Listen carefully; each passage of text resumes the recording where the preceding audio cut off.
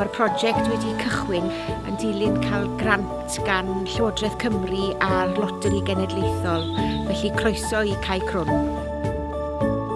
Mae'r cyngor tre wedi partneriaethu gyda ffrindiau gardd natur, gyda ysgol Trefyrthyr a yn bwysig iawn cyngor Gwynedd sydd wedi rhoi les i ni ar gyfer defnydd y tir. Oedd ddim modd i ni gyrraedd y safle yma, oedd dim llwybrau, oedd dim byd i gael yma, a mae wedi gallu trawsnewid gyda'r rhandirodd a'r ardd glywynod byw yn ffantastig o brosiect cymunedol gyda tua 150 wedi cymryd rhan i sefydlu y safle. It's meant absolutely immense pleasure. It's meant a lot to the folk that have got involved in here. It's brought them together. They work together, they share their seeds, their plants, their skills, their knowledge, and none of us are experts, but we're all learning, and we're all learning together, which is the most important bit.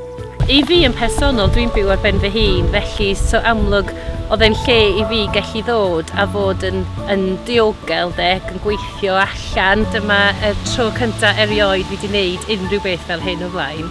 Felly dwi'n rhannu y rhandir yma hefo rhywun arall sydd yn tyfu blodau yn y cefn fama, a wedyn fi wedi bod yn tyfu llysiau yn y blaen.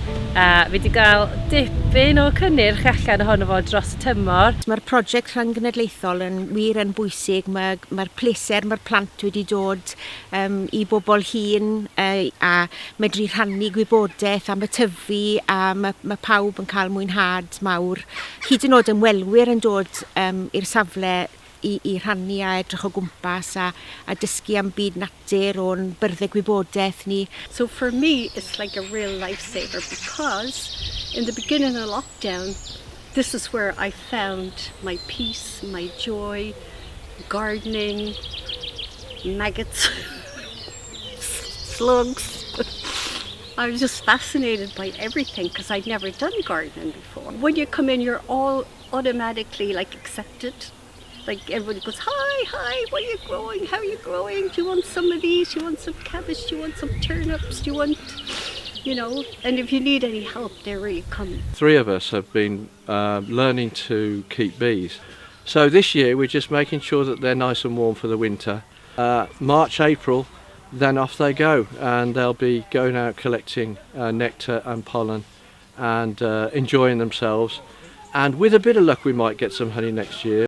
Mae'r safle yn hen safle ble oedd rhandirodd tan y 60au, a wedyn mae wedi bod yn hanesyddol bwysig ail gynnau yn hanesyddol y safle yma.